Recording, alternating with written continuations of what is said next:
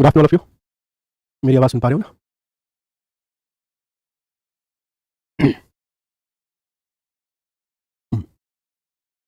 Okay, good afternoon of you and welcome in the class of mathematics. हमेशा की तरह ये उम्मीद करता हूँ कि आप सब लोग स्वस्थ होंगे, मस्त होंगे, अपनी अपनी पढ़ाई में व्यस्त होंगे।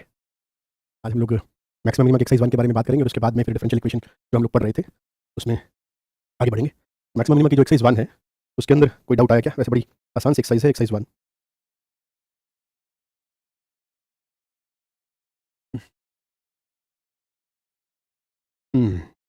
कोई डाउट नहीं है? एक्सरसाइज 1 के अंदर कोई डाउट आया क्या? ये है ना एप्लीकेशन ऑफ डेरिवेटिव वाली, इसके अंदर मैक्सिमम मिनिमम एक्सरसाइज 1। ठीक हो रहा हूँ, धीरे धीरे आवाज़ सही हो जाएगी। कोई डाउट नहीं है? ये वन पूछते नहीं है कि मैं क्या करूँ। ऑल इंडिया रैंक ने कभी मुझसे ये पूछा नहीं कि मैं क्या करूँ। कोई डाउट नहीं है? ओके, एक 11 पोस्ट क्वेश्चन पूछा है, हम बताता हूँ मैं।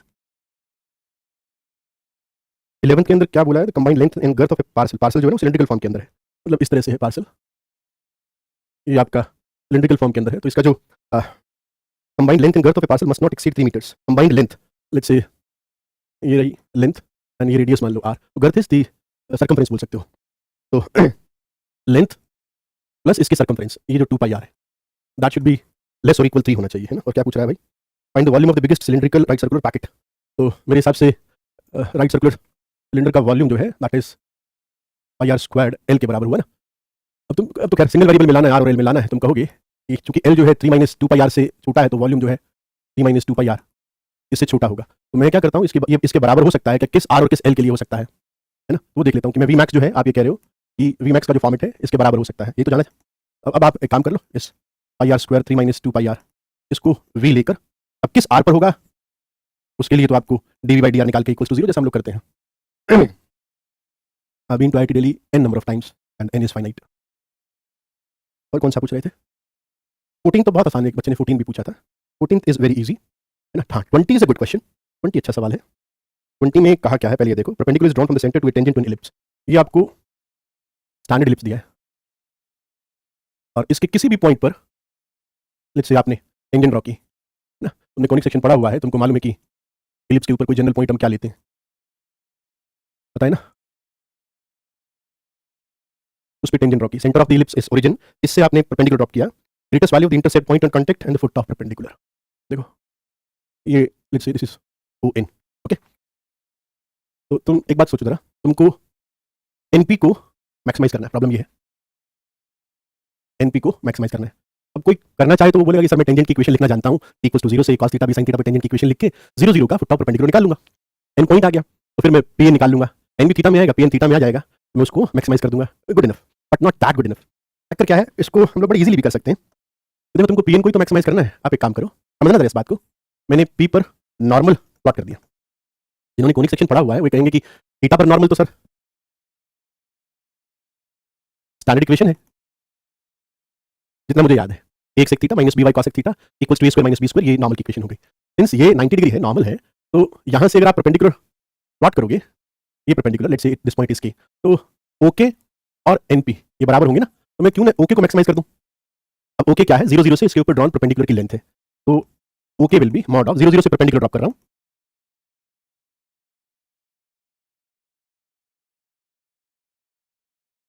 अब तुम इसको मैक्सिमाइज करने गए, है ना। तो तुमने कहा कि भाई थीटा वेरिएबल पार्ट तो डिनोमिनेटर में आ रहा है, आप मैक्सिमाइज करना चाहते हो तो डिनोमिनेटर पार्ट को मिनिमाइज कर दो। वंडर वाला एक्सप्रेशन मुझे लगता है तुमको अच्छे से दिखाई दे रहा होगा कि सर वो तो सेक स्क्वायर थीटा को tan स्क्वायर में और cos स्क्वायर थीटा को cot स्क्वायर में कन्वर्ट कर दो। This will be a square 1 + tan square theta, b square 1 + cot square theta. मुझे इसको जो है मिनिमाइज करना है ताकि मेरा ओके मैक्सिमाइज हो जाए।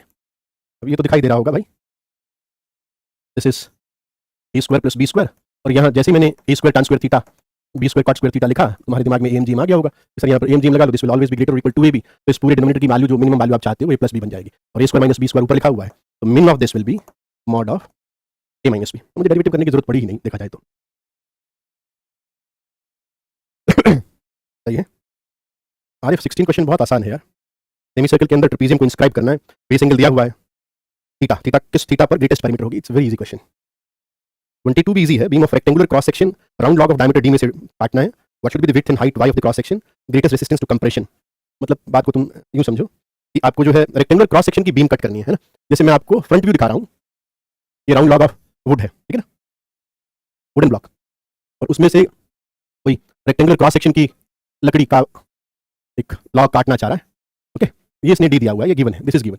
मैंने मान लिया भाई ये एक्स मान लो, ये वाई मान लो, राइट। तो एक रिलेशन तो मुझे पता लग गया कि x square plus y square is equal to d square. अब दो तरह की उसने स्ट्रेंथ डिफाइन की है। दो तरह की स्ट्रेंथ कैसे डिफाइन की है? कंप्रेसिव स्ट्रेंथ और एक है bending strength. Compressive strength proportional to the area of the cross section, मतलब कंप्रेसिव, मैं पहले सीएस पे बात कर लेता हूँ। कंप्रेसिव स्ट्रेंथ जो है इट इज के time proportionality constant and area of the cross section जो मैंने कट किया एक्स वाई। खत्म हो गया सवाल कि सर ये के एक्स एक वेरिएबल को हटा दो, it is T square minus x square. एक तो ये कंप्रेसिव स्ट्रेंथ को मैक्सिमाइज करना, ये हो गया। ओके, और मेरे हिसाब से बेंडिंग स्ट्रेंथ पढ़ते ही कर लोगे, तुम कहोगे कि बेंडिंग स्ट्रेंथ जो है proportional to the product of the width of section by the square of its height. Width of section x, square of its height y square, lambda, ये बेंडिंग स्ट्रेंथ है। या तो ये वाई स्क्वायर डायरेक्टली निकाल के यहाँ लगा दो, सिंगल वेरिएबल मिल गया, बन गया। ठीक है, ये सब सवाल आसान है जो आप पूछ रहे हो ना, बाकी सब सवाल आसान है, it's not that difficult. 13 is very easy, सबको विजिबल होते हैं, है ना। हर टीचर को आइडियाज विजिबल होते हैं जो एक एनफ टाइम तक पढ़ा दिया होता है, ठीक है ना। आप सोचो हम लोग थाउजेंड्स ऑफ स्टूडेंट्स पढ़ा चुके हैं और वो भी बहुत अच्छे वाले, तो सारे आइडियाज तुम नहीं बताओगे, टीचर नहीं बताएगा तो बच्चा बता देगा कि सर इसको ऐसे भी कर सकते हैं, इसको ऐसे भी कर सकते हैं। 20 तरीके तो बच्चे बता देते हैं। हाँ जरा, लास्ट क्लास के अंदर यू वर टॉकिंग अबाउट, क्या कह रहे, हाँ 10th क्वेश्चन बड़ा अच्छा सवाल था, किसी ने पूछा नहीं तो मैंने बताया भी नहीं, मुझे लगा कि शायद तुम लोगों ने कर लिया होगा। वही व्यू वाला है ना शायद, कुछ 4 मीटर हाई 5.6 मीटर, है ना। क्वेश्चन 10th अच्छा सवाल है, इसके अंदर एक अच्छा नया कंसेप्ट भी हम लोग सीख सकते हैं। क्या है, देखो क्या क्या कहना चाह रहा है ये, क्या कहना चाह रहा है ये कहना चाह रहा है कि जैसे है क्या, कुछ कुछ 5.6 कुछ डेटा दिया हुआ है, स्टैच्यू 4 मीटर हाई 5.6 मीटर। अब जैसे मान लो, समझाने के लिए यही बोल रहा हूँ कि जैसे ये 5.6 मीटर हाइट के ऊपर, अब इसके ऊपर एक स्टैच्यू बिठा दिया गया, ये स्टैच्यू है और इसका जो हाइट है वो 4 मीटर है। वो कह रहे हैं कि एक इंसान है, वो इस ग्राउंड पर कहाँ पर जाकर खड़ा हो जाए जिसकी आई लेवल 1.6 मीटर की है, 1.6 मीटर की है।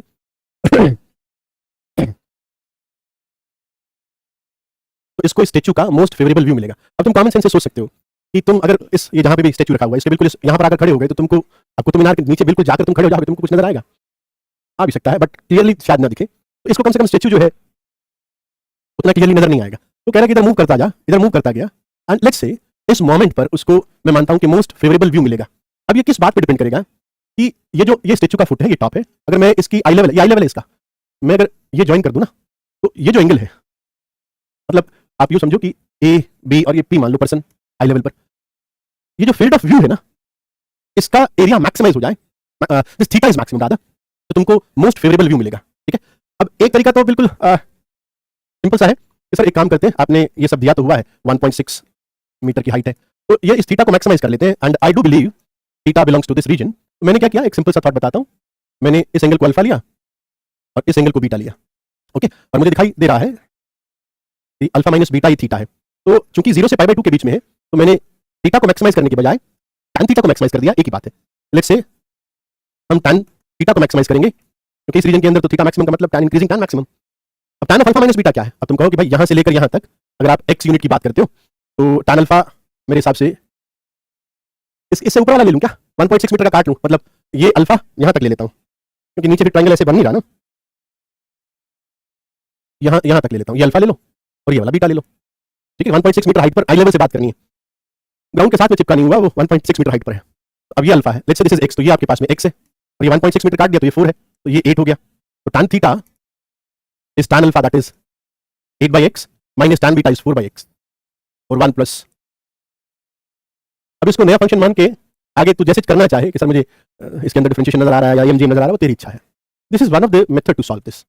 अब एक चीज थोड़ा सा और बताता हूं कि ये जो मोस्ट फेवरेबल व्यू के लिए आपने कहा ना कि ये थीटा मैक्सिमम होना चाहिए, इस बात को समझना जरा, ये कई क्वेश्चंस में काम आ जाती है तो बड़ी सिंपल सी बात। आप इसी थीटा को तो मैक्सिमाइज करना चाहते हो ना, और कंसेप्ट बताता हूं एक, कि ये थीटा जो है ये बी पॉइंट पर एंगल एपीबी मैक्सिमम हो जाएगा अगर मैं एबी से पास करने वाला ऐसा सर्कल ड्रॉ करूं जो इस लाइन को पी पर टच कर जाए। इस बात को समझो जरा, नई चीज है, एक कंसेप्ट बता देता हूं। जैसे मान लो ये कोई लाइन है,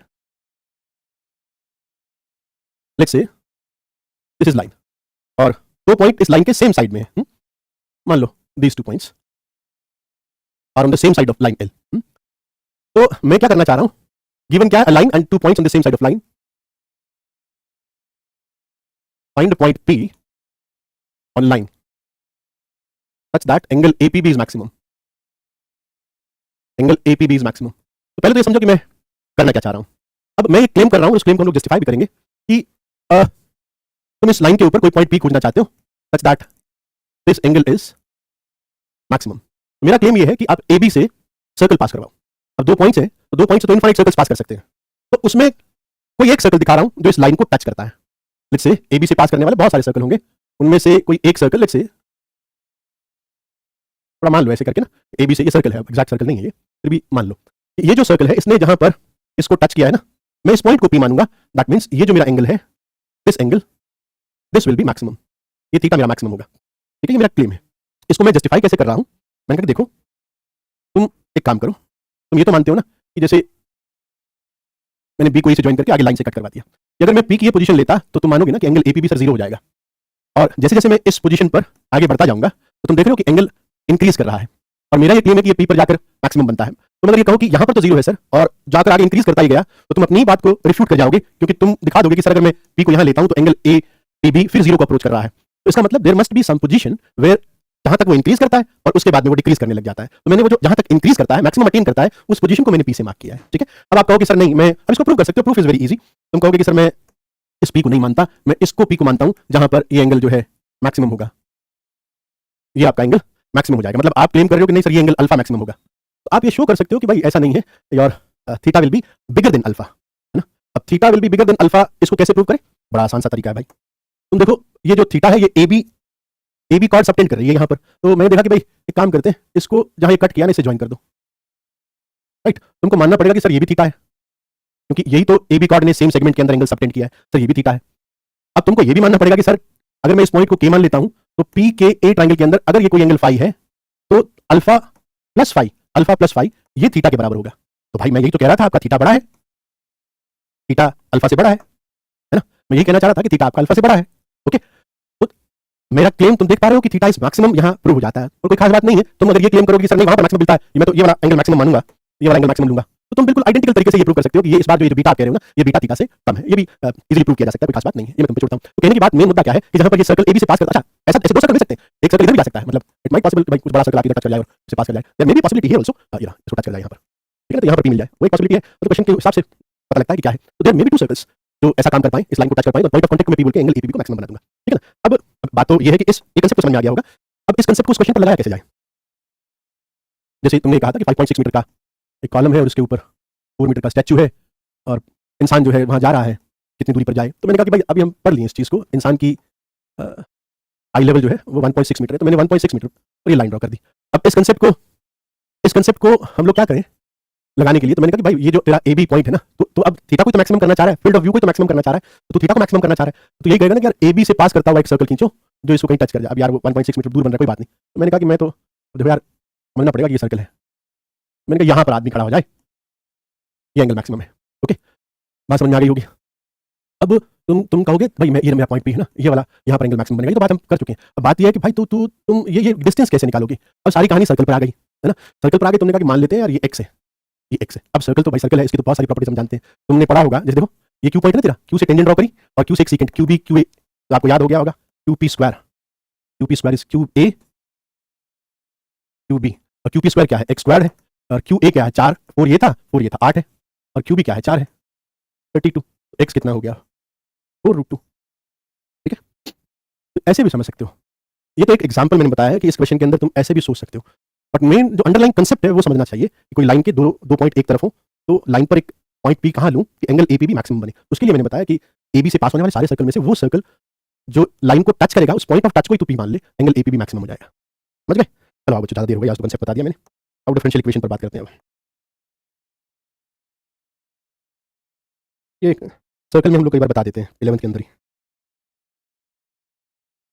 अब नेक्स्ट क्वेश्चन, चलो टाइप करते हैं, एक क्वेश्चन और बता देता हूँ. अच्छा है.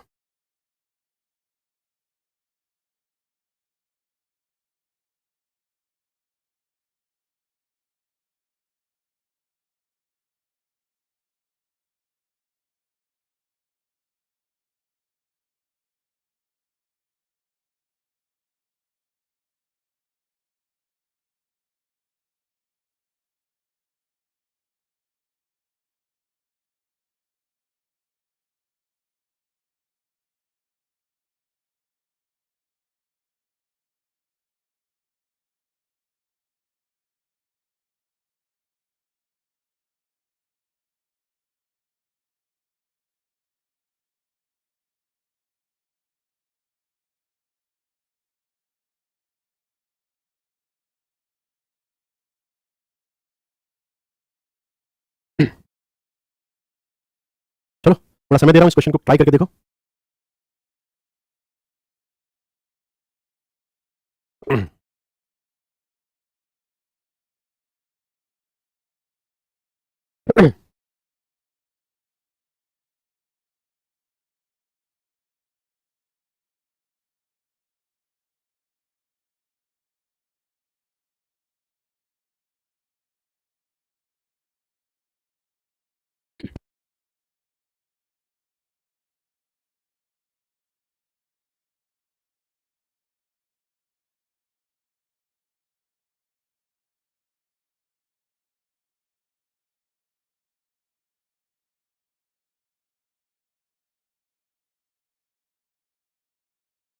क्वेश्चन समझ गए?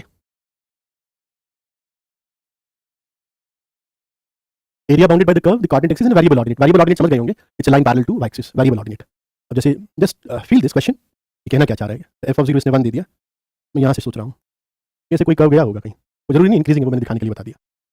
तो इसने कोऑर्डिनेट एक्सिस के साथ में and variable ordinate, let's say this is the variable ordinate, x ले लो या एक्स इक्वल्स टू एच ले लो, इट इज वैरिंग। इसने क्या कहा कि एफ एक्स ने जो ये एरिया बाउंड किया है यहाँ तक, let's say this is P point, तो ये जो एरिया है ये इस आर्क लेंथ के बराबर है,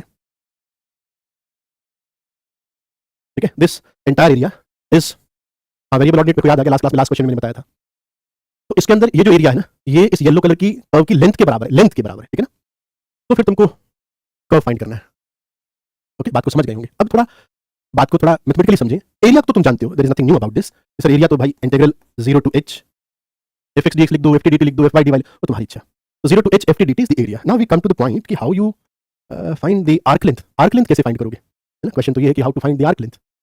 देखो जैसे मैं छोटा सा, बिल्कुल छोटा सा आर्क निकाल रहा हूँ, छोटा, बिल्कुल छोटा, इस, वो इतना छोटा है कि उसको थोड़ा मैग्नीफाई करके, इस रीजन को मैग्नीफाई करके, ये जो रीजन है ना, इस रीजन को मैं मैग्नीफाई करके दिखा रहा हूँ, बहुत मैग्नीफाई करके दिखाया मैंने, मिलियन टाइम्स मैग्नीफाई इसको, ओके। नहीं रिफ्लेक्शन नहीं, तो इसकी लेंथ निकालनी है मुझे। मैंने कहा देखो तुम समझ पा रहे हो, बिल्कुल छोटा सा, टाइनी, टाइनी का भी टाइनी, उतना टाइनी है। तो तुम कहोगे सर एक काम करते हैं, जब इतना टाइनी है तो इसका एक राइट एंगल ट्रायंगल बना ले।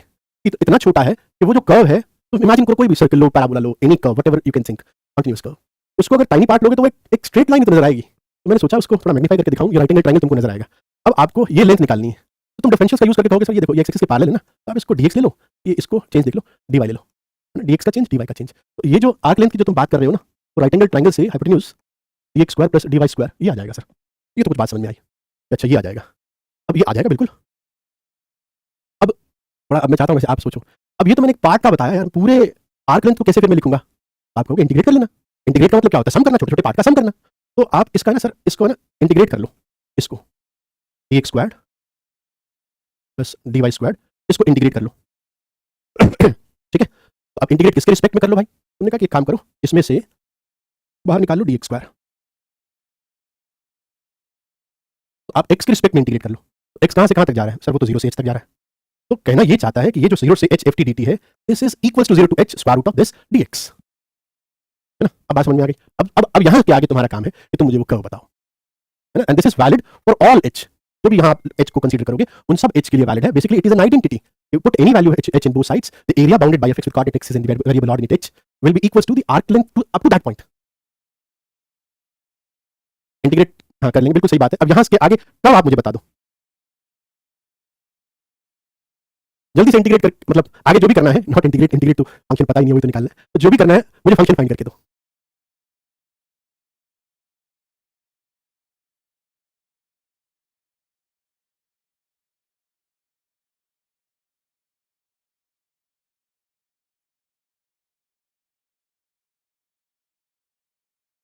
Good Samyak, you are doing good,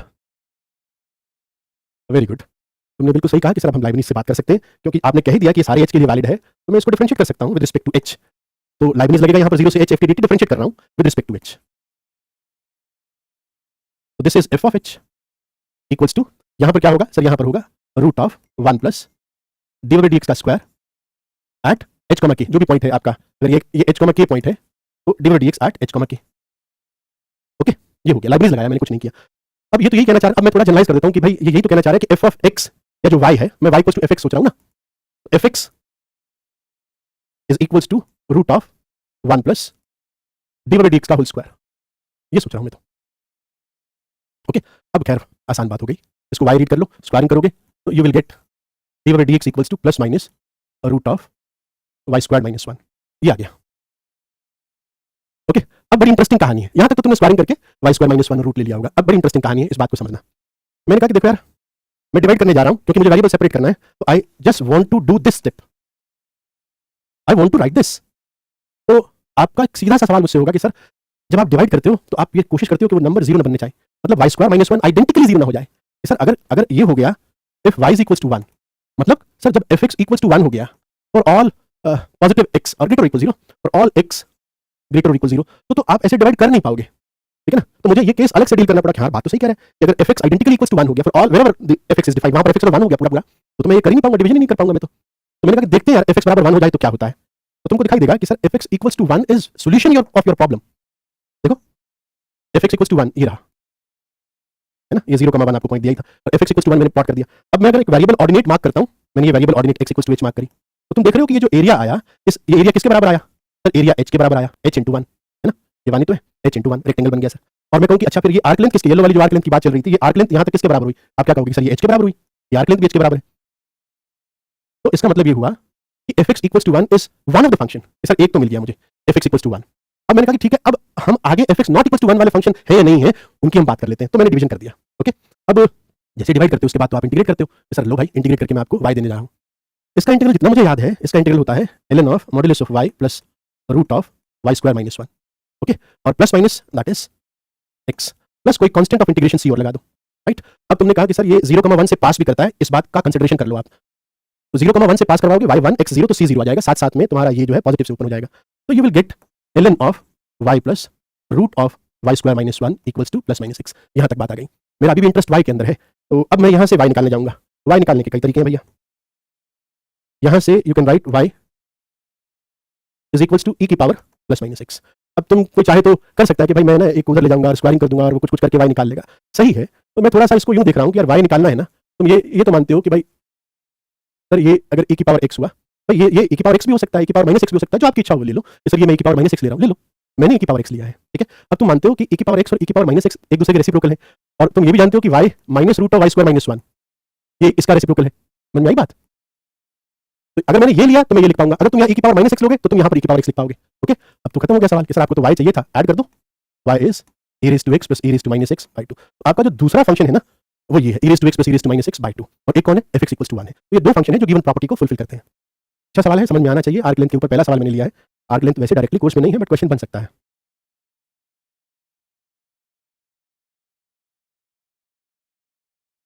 बात समझ में आ गई, चले आगे।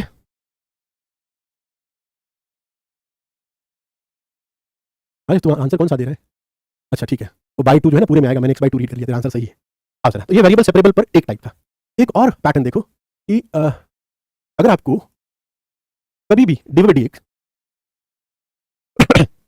D D X F of A X plus B Y plus C मिल जाए, ओके, तब वेरिएबल को इजीली सेपरेट किया जा सकता है just by taking this equals to t. अब इस बात को समझते हैं कि ऐसा क्यों होता है भाई, इसको टी लेने से क्या जादू हो जाता है कि वेरिएबल सेपरेट हो जाते हैं, समझो। अभी वेरिएबल अटके हुए हैं, अगर मैं dx को इधर ले जाऊंगा तो सर ये तो function of x y and constant है, तो dx के साथ में सर y अटक गया ना, तो डायरेक्टली तो वेरिएबल सेपरेट नहीं हो रहे। ओके, तो ये सब्स्टिट्यूशन क्या मैजिक करता है, देखो अगर ये t लेते हो तो a plus b d over dx, x के रिस्पेक्ट में मैंने डिफरेंशिएट कर दिया, ये dt बाई dx हो गया, तो मैंने यहाँ से डी ओवर dx की वैल्यू निकाल ली और वहां रख दी, तो यहाँ पर क्या value I dt by dx minus a over b, और राइट में क्या बन गया f ऑफ t, ठीक है ना। अब तुमको दिख रहा होगा कि सर ये तो बड़ा आसान हो गया, अब तो dt बाई जो dx है वो बी एफ टी प्लस ए आ गया, ए एन बी तो कांस्टेंट है, तो इस पूरे को dt के नीचे ले जाऊंगा, I will write dt over b f t plus a equals to d x. देखो सर एक्स एंड टी के अंदर अपने वेरिएबल को सेपरेट कर दिया, अब इंटीग्रेट कर दो, इस इंटीग्रल को सॉल्व कर लो और फाइनली आप जाकर टी की value A X plus B Y plus C रख देना, ठीक है ना। तो एक सिंपल सा थॉट है, कैसा किया जा सकता है। इसमें क्वेश्चन देख लो, उससे थोड़ा और क्लैरिटी आ जाएगी। बस हमें ये ध्यान रखना है कि डी डी एक्स अगर function of linear A X plus B Y plus C नजर आता है तो ये करना है। जैसे मान लो मैं कहूँ कि इसको सॉल्व करो, solve x plus y plus one d D x equals to x plus y minus one, मान लो इसको सॉल्व करना हो तो तुम ये पहले तो ये पहचान गए कि यार इसको मैं डिवाइड कर देता हूँ तो राइट साइड के अंदर मेरा लीनियर एक्सप्रेशन आ रहा है ना, मतलब d over D x plus y minus one over root of x plus y plus one है, ऐसा है। तो तुम यहाँ से कहोगे कि काम करो, x plus y plus one को टी ले लो। अब कोई कहेगा कि थोड़ा इंटीग्रेशन बढ़िया पड़ा होगा तो बोलेगा टी क्यों ले रहे हो, स्क्वायर रूट दिया हुआ है, बढ़िया ही रहेगा, टी स्क्वायर ले लो। ठीक है ना, मैंने x plus y plus one को टी स्क्वायर ले लिया, one plus d over D x आपका टू टी डी टी हो गया। सॉरी, तो डी ओवर डी एक्स की value two t D T by D x minus one, ये आ गई है ना।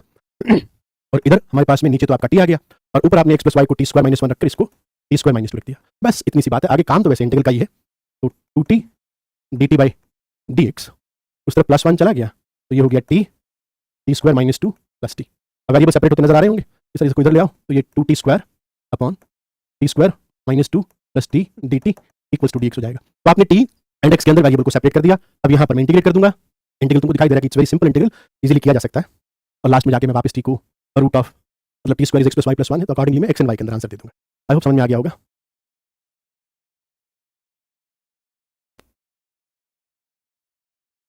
एक क्वेश्चन तुम खुद से ट्राई करके देख लो, उससे फील और बढ़ जाएगा।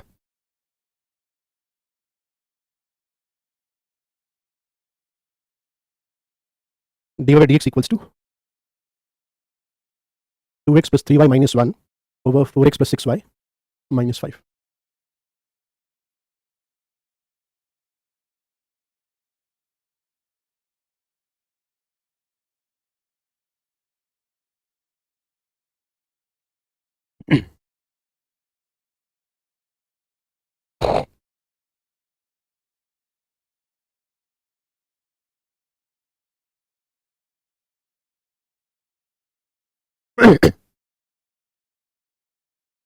तुमने एक बात ऑब्जर्व कर ली होगी कि सर ऊपर 2x प्लस 3y है, उसका ही मल्टीपल यहाँ पर लिखा हुआ है। मतलब एक हिसाब से देखा जाए तो ये दोनों parallel line, equal to zero कर दूं तो ये दोनों पैरेलल लाइन है। तो you can start with sir, फिर मैं 2x प्लस 3y, इसको मैं टी ले लूँ, माइनस वन को भी टी ले, हाँ माइनस वन भी लगा सकते हैं, मुझे उसमें कोई दिक्कत नहीं है ना। तो this comes out 2 plus 3 D by D x equals to D T by D X, right. तो ये कितना हो गया, D T by D x minus two by three, ये डी बाई डी एक्स की वैल्यू वहाँ से निकाल दी। And this comes out T minus one over two T minus five. मेरे हिसाब से आगे का कहानी बड़ा ईजी है। D T by D x equals to D t minus three upon two T minus five plus two. आगे दिख रहा होगा कि सर कैलकुलेशन है, की जा सकती है, 4 3 70 माइनस 10 एंड माइनस 3 माइनस 13, ठीक है। तो टी और एक्स में बस मैं वेरिएबल सेपरेट करके दे देता हूँ, 70 minus 13 d t equals to d x. अब इसको इंटीग्रेट कर लो, ठीक है।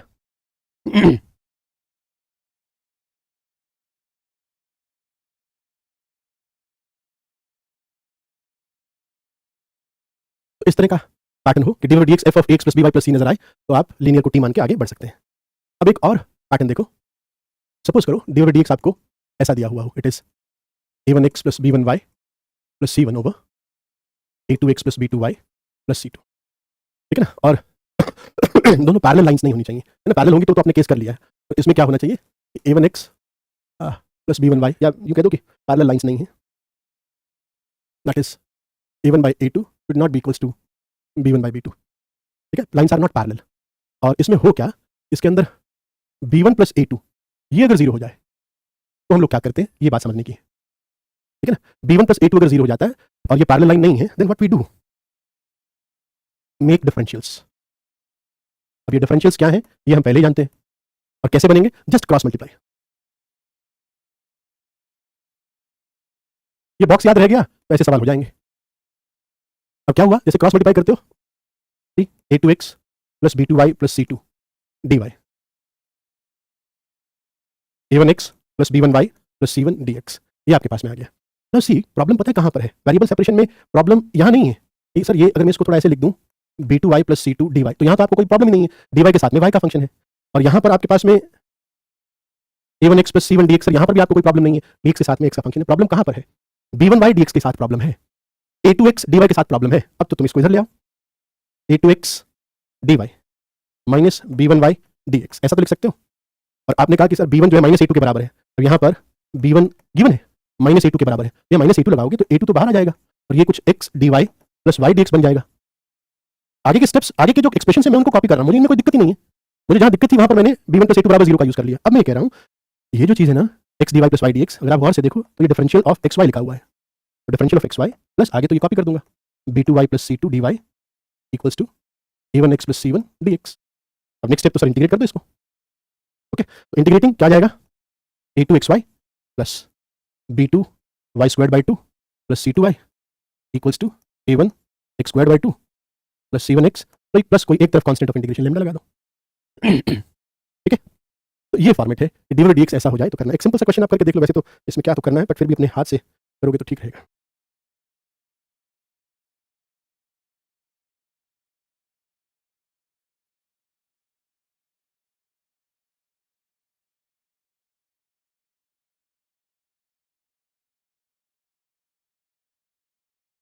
पैरेलल लाइन नहीं है और बी वन प्लस ए टू जीरो आ रहा है, तो जस्ट क्रॉस मल्टीप्लाई करके इसको एक बार 1 मिनट के अंदर बना के देख लो, माइंड के अंदर पैटर्न बन जाएंगे, जिसको मैं बोलता हूँ न्यूरल पैटर्न बन जाएंगे, तुम भूलोगे नहीं, माइंड की भी एक मसल मेमोरी है।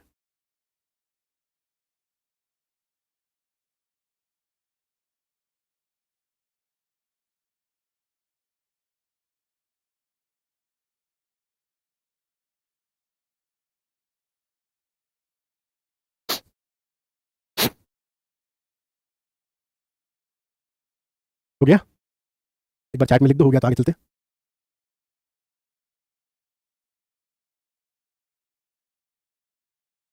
ओके, हो गया, होगा ना, ये देखो 3 dx 3 x dy y dx 5y plus 2 dy equals to 2x plus 1 dx। ठीक है, चलो बढ़िया हो गया, तो अब आगे बढ़ते हैं। टाइप को जो बॉक्स में बंद कर रहा हूं उनको ध्यान में रखते जाइएगा, इतना काफी है। No variable separation using polar coordinates, ये भी कई बार यूजफुल हो जाता है। पोलर कोऑर्डिनेट का यूज करके भी हम वेरिएबल को सेपरेट कर सकते हैं। क्या है ये फंडा, समझो जरा। आपको दो तरह के पोलर कोऑर्डिनेट्स के बारे में बताऊंगा। पहला है x equals to r cos theta and y equals to r sine theta, where r and theta both are variable. Okay, अब देखो, जब कभी मैं पहले तो ये बात आता है कि सर कब आपको क्वेश्चन के अंदर x को r cos theta and y को आर साइन थीटा लिखने का थॉट आएगा, कहाँ लगाओगे आप? उसके लिए थोड़ा सा अब वेट करो और देखो कैसे एक्सप्रेशन आने पर हम लोग ऐसे पोलर कोऑर्डिनेट्स का यूज करते हैं। बस ही R and theta both are variable, of course x y तो वेरिएबल है ही, यहाँ से ये रिलेशन लिखने में कोई दिक्कत थोड़ी है। सर एक्स स्क्वायर मतलब थीटा को मैंने एलिमिनेट कर दिया, x square plus y square equals to r square हुआ, तो मैं यहाँ से ये लिख सकता हूँ ना डिफरेंशियल का यूज करके, 2x dx, वो सब जगह 2 आएगा, छोड़ दिया उसको, x dx plus y dy equals to r dr। तो जब कभी क्वेश्चन के अंदर x dx plus y dy आए तो ये थॉट भी आना चाहिए कि ये पोलर कोऑर्डिनेट से किया जा सकता है, x dx plus y dy is r dr। अच्छा, ये तो क्या किया था मैंने, थीटा को एलिमिनेट करके r में ले आया था। तुम कहोगे सर आप r को एलिमिनेट कर दो ना, मैंने r को एलिमिनेट कर दिया, डिवाइड कर दो, सिंपल r एलिमिनेट हो जाएगा, तो y बाई x डिवाइड कर दिया, y by x will be tan theta. एक और रिलेशन देखो लेकर आ रहा हूँ, y by x equals to tan theta हुआ, मैंने डिफरेंशिएट किया डिफरेंशियल्स का यूज करके, x square x dy minus y dx is secant square d theta.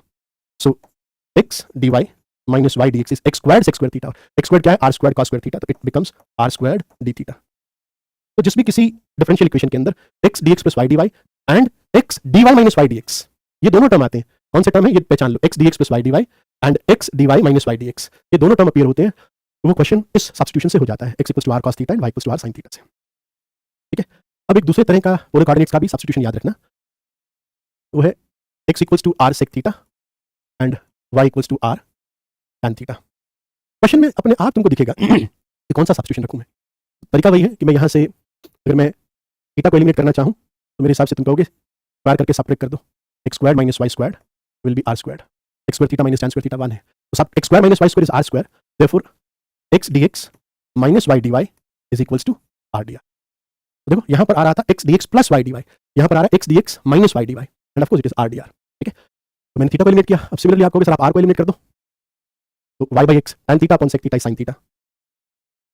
Okay, तो डिफरेंशियल का यूज करते हुए it is x squared x dy minus y dx equals to cos theta d theta. So x dy minus y dx equals to x squared cos theta, x square लगाओगे तो r square sec square theta, तो 1 sec theta बच जाएगा। x dy ये वाला expression same है, x dy minus y dx right side बनता है, बस r स्क्वायर d थीटा था और यहाँ पर r square sec theta d theta है, y बाई x डिवाइड कर दो ना, इन दोनों को डिवाइड कर दो, tan थीटा आ जाएगा, r को एलिमिनेट करना है, डिवीजन से एलिमिनेट हो जाएगा। स्टेप है ही नहीं, समझ में आएगा, y बाई x वाला स्टेप है ही नहीं, डिवाइड करना है, डिवाइड करना आता है। ठीक है ना, तो x dx plus y dy r dr, x dy minus फिर x, अगर ये है expression x dx plus y dy तो ये वाला सब्स्टिट्यूशन होगा, और x dx minus y dy ये वाला है तो ये वाला सब्स्टिट्यूशन होगा, सिंपल ये पहचान होती है। आओ क्वेश्चन करते हैं।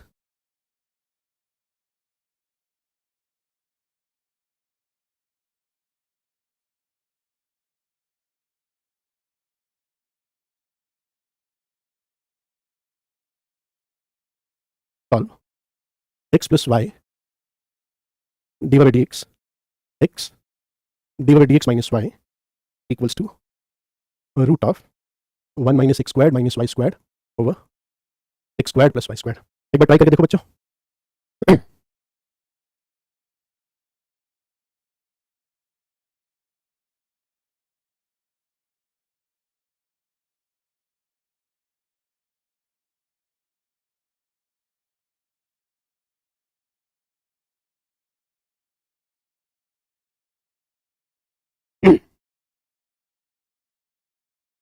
अब तुमको चीजें नजर आ गई होंगी सर, ये देखो x D x plus Y D y नजर आ रहा है, तो सब्स्टिट्यूशन आपने बताया हुआ है।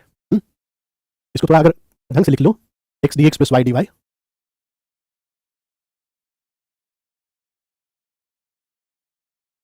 तो सब्स्टिट्यूशन डायरेक्ट नजर आएगा, इस क्या लगाऊं इसका सवाल ही नहीं है ना, ठीक है ना। So x is equals to r cos theta and y is equals to r sine theta. इसको देख, x D x plus Y D Y, तो that comes out r d r, okay, और x D Y minus y D x is r square d theta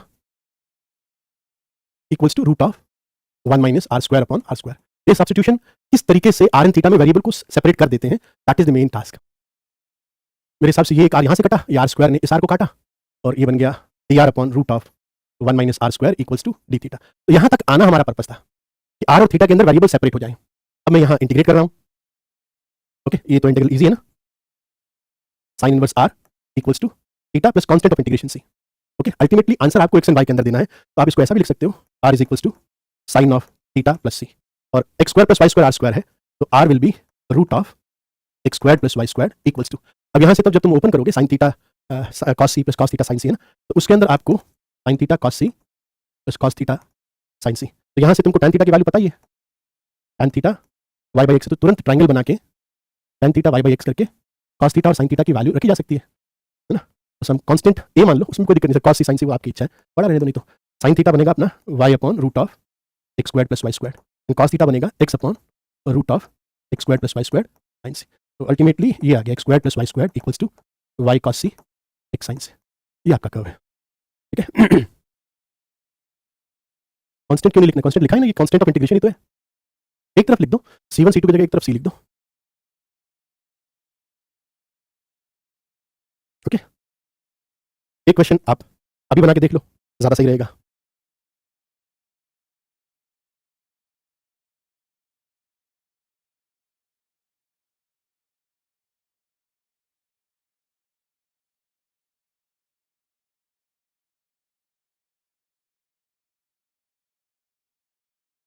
solve करो इसको।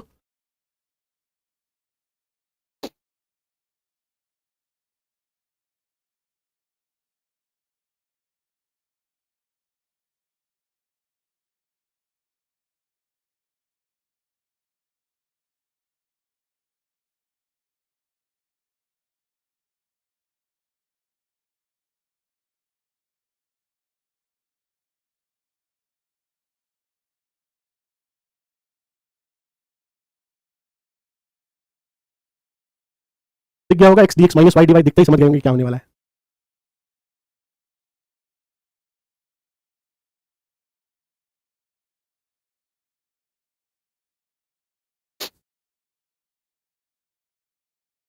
Registration शुरू हो जाएंगे, तो उसकी चिंता क्यों कर रहे हो, अपनी पढ़ाई पर फोकस करो।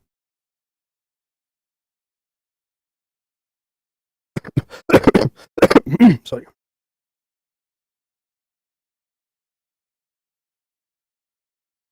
तो x D x minus y D y, ये वाला एक्सप्रेशन आपको काफी लाउड है, ये बता रहा है कि एक्स को आर सेक थीटा और वाई को आर टैन थीटा ले लो।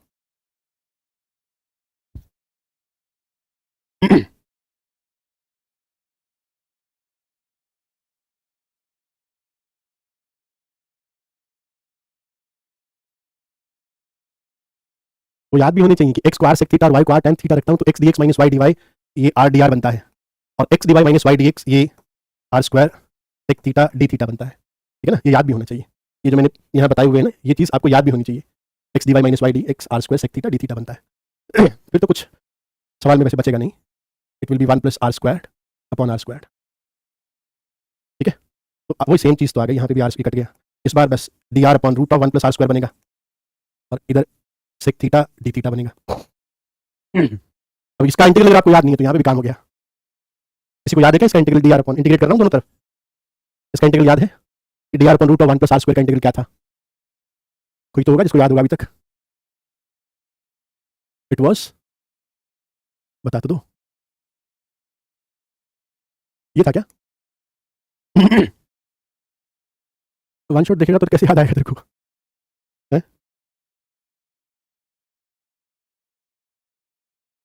कांस्टेंट ऑफ इंटीग्रेशन दोनों तरफ लॉग आ गए बेस ई पर, तुम कांस्टेंट ऑफ इंटीग्रेशन भी एलएनसी बोल दो, चलो सी मान लेते हैं एलएनसी। हाँ, अब तुम कह दो कि भाई ये तो r plus 1 plus r square equal to c time take theta. अब आर और थीटा को एलिमिनेट करना मैंने आपको बताया, दोबारा नहीं बताऊंगा, है ना। इस केस में आर क्या है? X square minus y square r square था ना, तो आर पता है, और sine theta y by x था, तो ट्रायंगल बना के सेक थीटा और टेन थीटा की वैल्यू निकाल लूंगा, तो अल्टीमेटली जो आंसर होगा that will be in x and y only. ठीक है, आज इसको याद तो बहुत अच्छी बात है, याद याद रखना भी चाहिए, कुछ चीजें याद रखनी चाहिए, एग्जाम के अंदर तुम इसको डिराइव थोड़ी करोगे, उतना वक्त मिलता ही नहीं है। ऐसा अगर कोई सोचे कि मैथ्स में कुछ याद नहीं रखना, तो मुझे लगता है वो सीखने की बात है, सीख लोगे फिर याद रखो ना, जितना याद रह जाए उतनी अच्छी बात है, याद रखोगे तो एग्जाम के अंदर फटाफट फटाफट लगा पाओगे, नहीं तो याद ही नहीं आया कि यार इसका इंटीग्रल क्या था, तो फिर वो दिक्कत वाली बात है, तो तुम इसको डिराइव करने जाओगे टाइम लग जाएगा। सही, तो यहाँ तक है ना। तुम्हारा होमवर्क मैं बता देता हूँ, थोड़ा सा और पढ़ाऊंगा अभी, और मैं होमवर्क पहले लिख देता हूँ। होमवर्क एक्सरसाइज पहले थर्ड एंड फोर्थ करना, third and fourth maximum minima, और अभी मैं अपलोड कर दूंगा डिफरेंशियल इक्वेशन और एरिया अंडर द कर्व की शीट, एक्सरसाइज 1 डिफरेंशियल इक्वेशन, ये जो मैंने अभी तक कवर किया है उससे डिफरेंशियल इक्वेशन की एक्सरसाइज 1 हो जाएगी, ये आपका होमवर्क रहेगा, ठीक है ना। अब थोड़ा सा मैं आपको एक बहुत सिंपल सी डिफरेंशियल इक्वेशन है जिसको हम लोग बोलते हैं होमोजेनियस डिफरेंशियल इक्वेशन, इसके बारे में बता देता हूँ। ये आईटी के पॉइंट ऑफ व्यू से बहुत इंपॉर्टेंट है। ओके,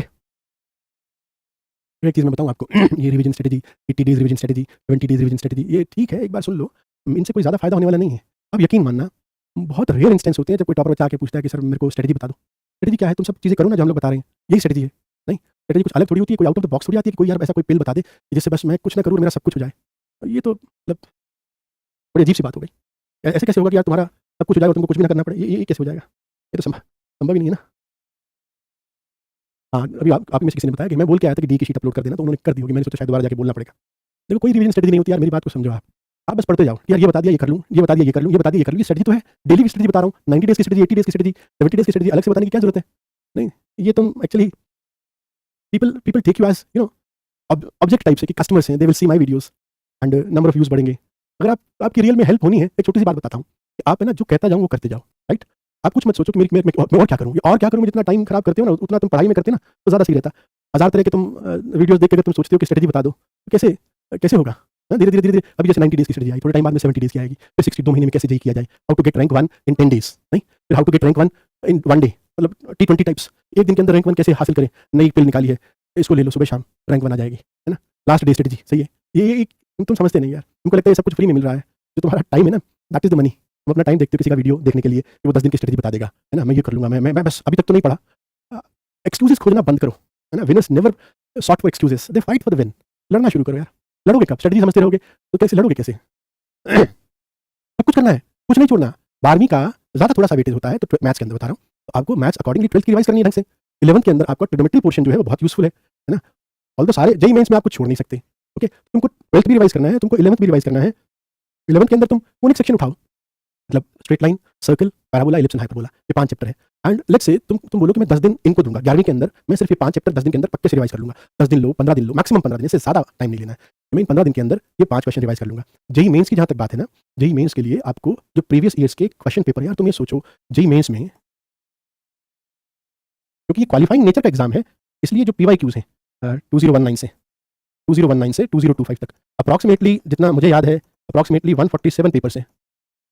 अब तुम्हारे में हिम्मत होनी चाहिए 147 पेपर रिवाइज करने की। तुम्हें हिम्मत है तो ये 147 पेपर अपने आप रिवाइज कर लो, अपने आप सारे सवाल अपने से बना लो, समझ के बना लो, और उसके बाद में जेईई मेंस ना हो, ये संभव नहीं है। हमें करना कुछ नहीं है, हमें सिर्फ बातें करनी है, वो मुझसे होता नहीं है यार। मैंने ऐसे बच्चों को पढ़ाया भी नहीं है जो बातें करते हो सिर्फ खाली, और करना नहीं हो। हम कहाँ ऑफलाइन के अंदर साल भर के अंदर कभी 4 या 5 बार हम लोग उनको बता देते हैं कि भाई ऐसे कर लो, ठीक है ना। तो बार बार क्या बताना है? अब जैसे मैंने तुमको बता दिया कि मेरे से तुम पूछोगे जेईई मेंस की स्ट्रेटजी क्या है, मैं कहूँगा ये रही, 147 पेपर्स उठाओ, सामने रखो, करो, जिस क्वेश्चन में अटक तो लास्ट के अंदर, जैसे मान लो अपने 25 क्वेश्चन 30 क्वेश्चन जितने भी क्वेश्चन हैं किसी पेपर के अंदर तुमने बनाए, 20 सवाल बन रहे हैं साहब, 5 बन ही नहीं रहे, वो 5 कौन से नहीं बन रहे, तो उनका क्या करूं? उनका मैं देखता हूं कि भाई मेरे को इसमें थॉट क्या आता है।